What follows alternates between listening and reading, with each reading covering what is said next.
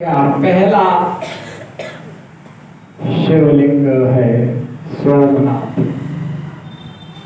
और सौराष्ट्र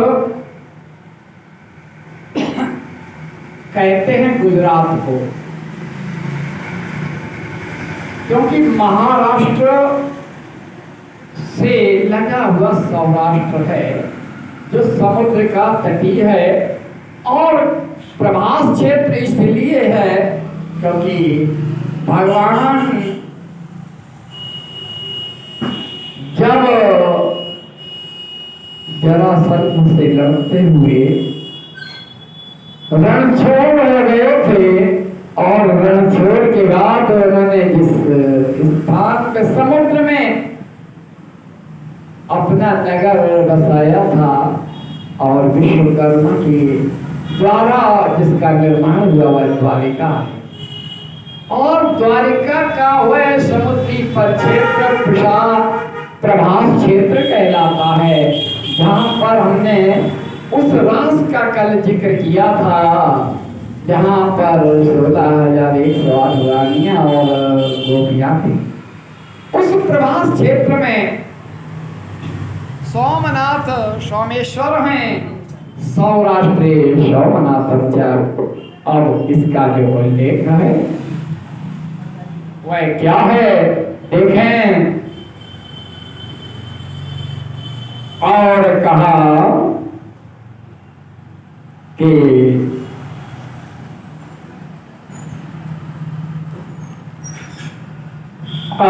तदनंतर कपिला नगरी के कालेश्वर रामेश्वर आदि की महिमा का उल्लेख करते हुए अब सूत जी ने समुद्र के तट पर स्थित गोकर्ण क्षेत्र में, गोकर्ण से तात्पर्य होता है गाय का कान, और जब हम नक्शे में देखेंगे तो वो सौराष्ट्र भी एक गोकर्ण के रूप में दिखाई देता है। वह गोकर्ण क्षेत्र है और वहां पर भी तमाम शिवलिंग हैं, लेकिन यहाँ समुद्र के किनारे जो सोमनाथ ज्योतिर्लिंग है उसका प्रादुर्भाव कैसे हुआ और उसकी क्या महिमा है, ऐसा प्रश्न किया गया तो सूत जी कहते हैं, हे ब्राह्मणों,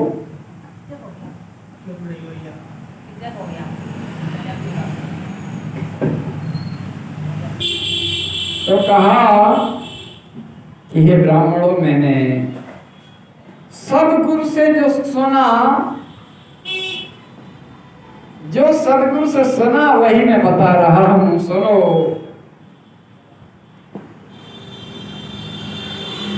प्रजापति दक्ष की 60 कन्याओं में से 27 कन्याएं चंद्रमा को ब्याही गई थी और वो खुद कर लिए, तुम टेंशन न ले, हमारे विनोद जी हमारे होशियार हैं। नहीं, अब संदेह ना करो, जब तुमने सब समाट लो तो बोलो शंकर भगवान की जय। तो 27 कन्याएं दक्ष प्रजापति की चंद्रमा को ब्याही गई और ये 2700 कन्याएं नक्षत्र में, जो नक्षत्र हमारे ज्योतिर्विज्ञान में पढ़ाए जाते हैं, जो वास्तव में हैं, और इन 27 में 6 ऐसे नक्षत्र हैं जिनमें जन्म लेने पर मूल पड़ते हैं। आश्लेषा मघा, आश्लेषा और मघा, ज्येष्ठा और मूल। अश्विनी और रेवती, ये 6 नक्षत्रों में जो बच्चा पैदा होता है वो निश्चित रूप से उनके मूल पड़ते हैं। और फिर क्या होता है कि वो 27 का जब क्रम चला जाता है, हर रोज एक एक नक्षत्र में चंद्रमा घूमता है और फिर 28वें दिन वही नक्षत्र फिर आ जाता है, तब मूल शांति होती है जिस नक्षत्र में जन्म हुआ। क्योंकि 27 का एक सर्किल है, वो जब सर्किल पूरा होगा तो 28वां दिन हो जाएगा। अगर आश्लेषा नक्षत्र है या मघा नक्षत्र है, ज्येष्ठा या मूल नक्षत्र है, तो वहां पर अपने आप मूल शांति। तो ये 27 नक्षत्र हैं और इन 27 नक्षत्र की पत्नियों को में से कभी कभी ऐसा होता है जब ज्यादा पत्नी होते तो एक आध से प्रेम होता है, कहाँ तक से। और उन नक्षत्रों में प्रमुख है रोहिणी नक्षत्र। रोहिणी, ये वही रोहिणी नक्षत्र है जिस नक्षत्र में मध्य रात्रि में अष्टमी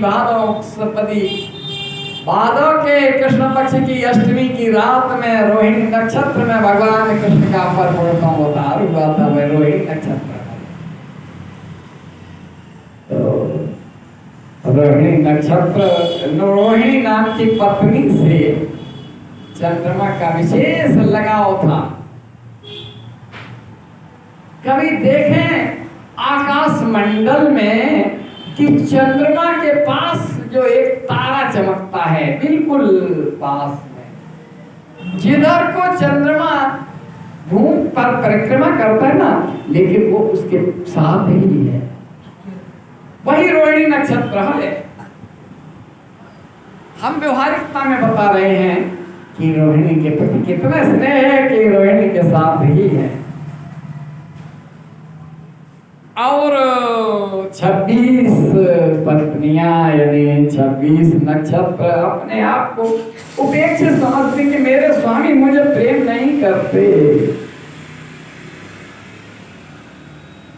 और वे 26 जो थी अपने पिता के पास चली गई। प्राय ऐसा होता है कि जो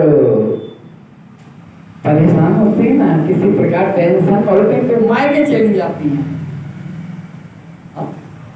तो वो 26 अपने मायके दक्ष के पास गई और अपनी बात कही कि पिताजी ये समस्या है कि वे केवल रोहिणी से ही प्रेम करते हैं, हम लोगों को कुछ समझते ही नहीं है। दक्ष ने जाकर के कहा, पहले कहा ठीक है हम समझा देंगे, स्वाभाविक रूप से कहा समझा देंगे। और दक्ष ने जाकर के चंद्रमा से कहा, देखो तुम्हें हमने 27 पुत्रियां दी हैं और तुम्हारे लिए ये तीनों 27 पत्नियां हैं, इन 27 से समान व्यवहार रखें, भेदभाव न हो कि एक से ज्यादा एक से और सबसे कम। हाँ ठीक है, बस ये कहा ठीक है। चलिए, और कहा कन्याओं से कहा 26 कन्याओं से कि जाओ तुम, हमने कह दिया अब वो भेदभाव नहीं रखेंगे। लेकिन फिर भी वही बात,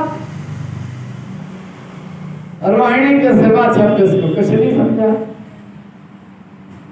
ये हर गांव से तो पापा के पिताजी के पास चली गई ना। कुछ समय बाद फिर भाई जब लाइन पर गाड़ी नहीं आई तो फिर उन्होंने जाकर के शिकायत की, पिताजी से शिकायत की, दक्ष से पूछ गई।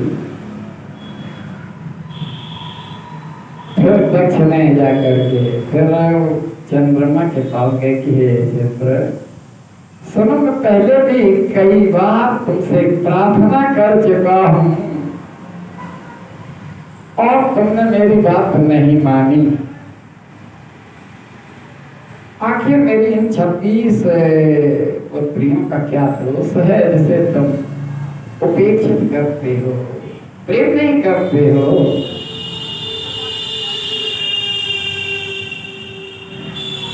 फिर कहते ठीक है, और फिर उन्हें वापस कन्याओं को भेज दिया कि जाओ पति के पास। फिर कही बात 2 बार जब निवेदन किया जाता है और फिर तीसरी बार जब आई स्थिति वही, तो अब क्रोध आ गया। 2 बार कहा कि भैया देखो तुम्हारे लिए हमने ये कन्यादान किया है, तुम हमारी बेटियों लड़कियों को हमारी पुत्रियों को सम्मान से रखें।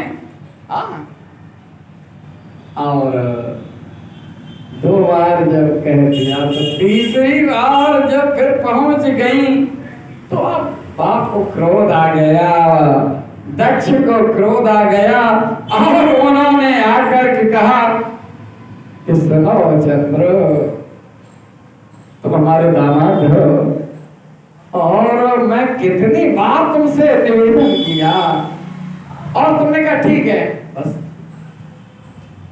आश्वासन देकर के फिर तुमने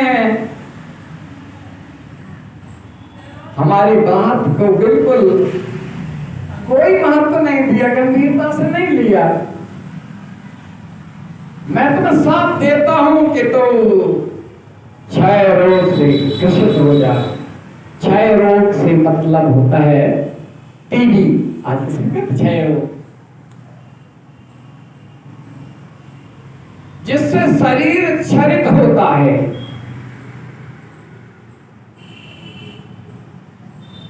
टीबी हो जाती है ना तो शरीर धीरे धीरे धीरे धीरे पतला होता जाता है, क्षरित होता जाता है।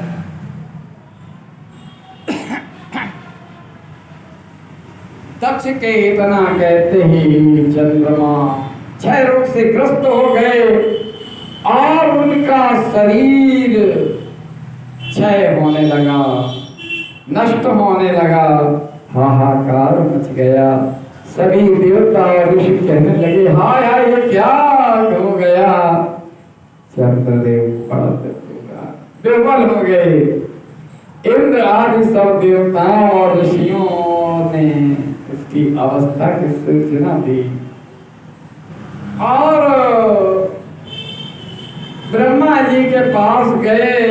ब्रह्मा जी ने कहा देवताओं जो हुआ सो हुआ, वह निश्चय ही पलट नहीं सकता, जो शाप दे दिया गया वो नहीं बदल सकता।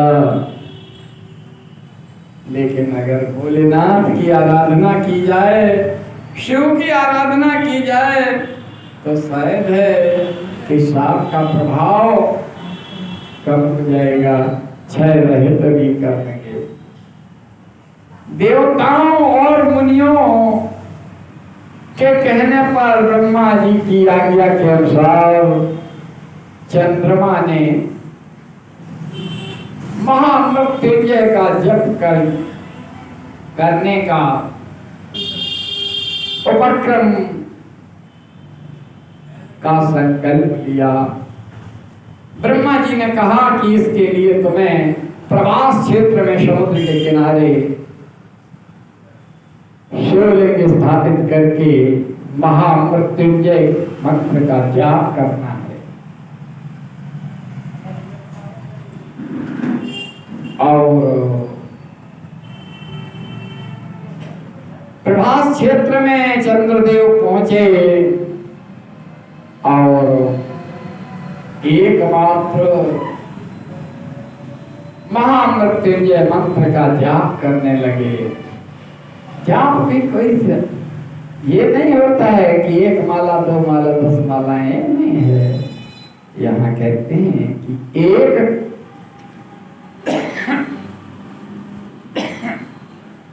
चंद्रदेव ने 10 करोड़ मंत्र का जाप किया है। 10 करोड़ स्पष्ट लिखा है संख्या। 10 करोड़ महामृत्युंजय मंत्र का जाप किया और भगवान की तपस्या की। ये देख करके भगवान भोलेनाथ प्रकट हो गए और शंकर जी ने कहा, चंद्रदेव तुम्हारा कल्याण हो, तुम्हारे मन में जो अभीष्ट हो वह वर मांगो, मैं प्रसन्न हूं। चंद्रदेव बोले, देवेश्वर यदि आप प्रसन्न हैं तो मेरे लिए क्या असाध्य हो सकता है। प्रभु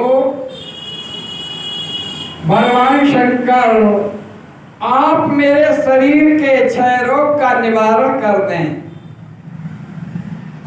मुझे जो प्रजापति दक्ष ने शाप दिया है वह नष्ट कर दें। भगवान शिव ने कहा कि शाप को नष्ट तो नहीं किया जा सकता है, लेकिन एक उपाय मैं आपको आशीर्वाद के रूप में देता हूं कि प्रतिदिन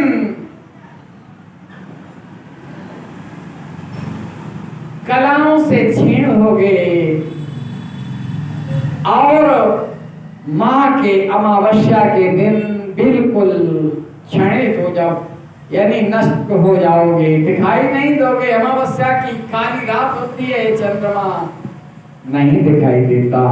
और फिर द्वितीया को चांद थोड़ा सा होता है, जिसे ईद का चांद बड़े ध्यान से देखते हैं तब थोड़ा दिखाई देता है, यानी शुक्ल पक्ष आने पर तुम बढ़ने लगोगे और बढ़ते बढ़ते पूर्णिमा को पूर्ण हो जाओगे और फिर शुक्ल कृष्ण पक्ष जैसे ही शुरू होगा फिर घटने लगोगे और घटते घटते फिर विलीन हो जाओगे और विलीन होने के बाद फिर शुरू हो जाओगे। क्या बढ़िया कृष्ण पक्ष और शुक्ल पक्ष का विधान भगवान भोलेनाथ ने दिया।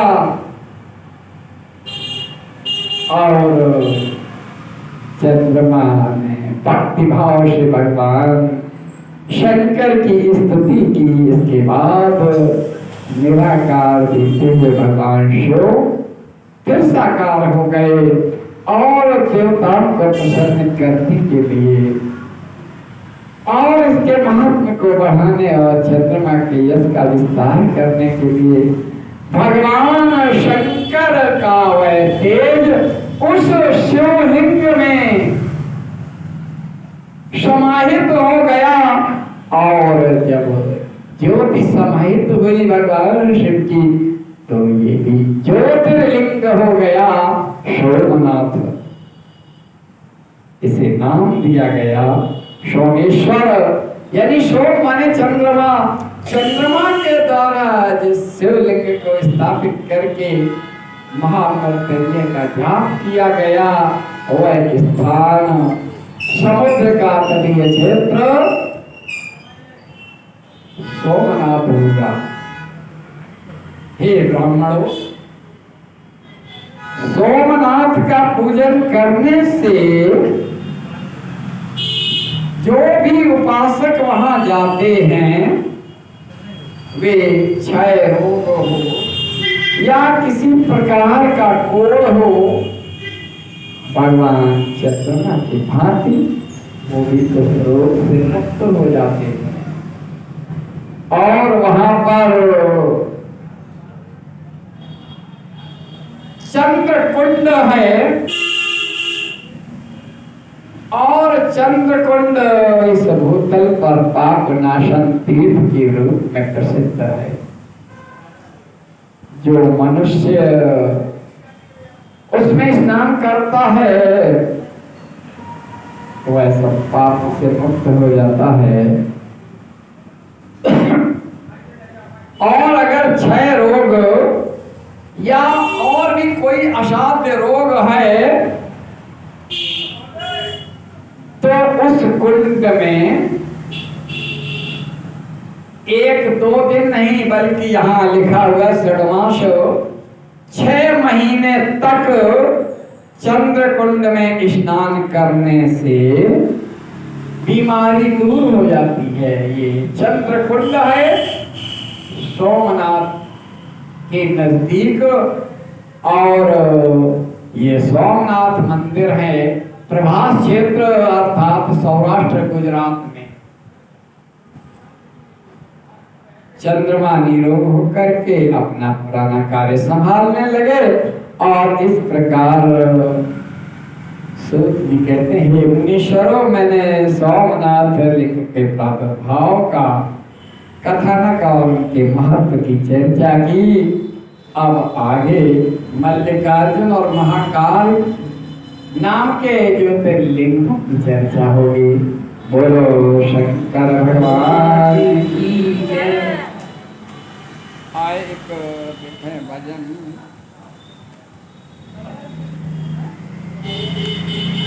आए तुम लोगों को भजन आता है? तो ले माइक जी, माइक दे। हाँ, आप लोग भजन गाओ, एक भजन गाओ, फिर हम दूसरे देखो एक एक ज्योतिर्लिंग का वर्णन करते जाएंगे।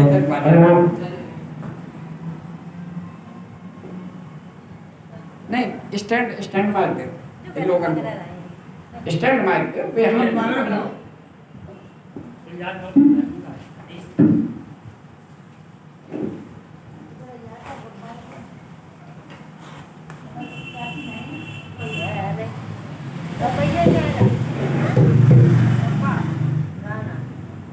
भजन गाओ। हाँ, शंकर जी को अभी हमने सोमनाथ का देखो वर्णन किया ना।